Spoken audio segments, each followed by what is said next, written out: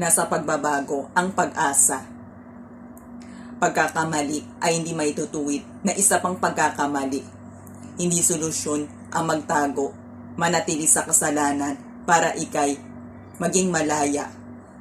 Hanggat ikay nagtatago, nananatili sa iyong kasalanan, kahit pa marami pang bukas ang darating, hindi pa rin bubuti ang iyong buhay. At sa kalaunan ay mas masasadlak ka sa kahirapan. Pagbabago ang totoong solusyon para ikay makapagsimula.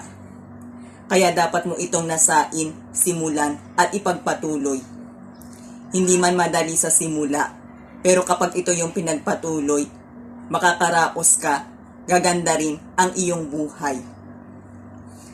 Magtatamo ka ng kapatawaran at mas malilinis din ang iyong pangalan. Kapag ikay nagbabago, magbabago rin ang iyong kapalaran. Mapapalitan na ng liwanag ang madilim mong nakaraan.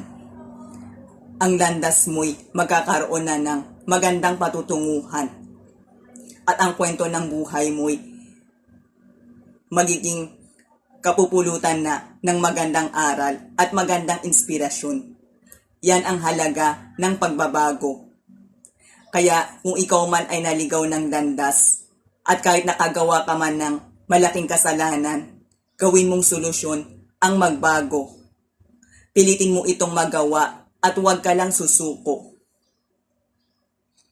Pagkat kapag itong iyong ginawa, unti-unti rin aayos ang lahat at ikaw rin ay magtatagumpay.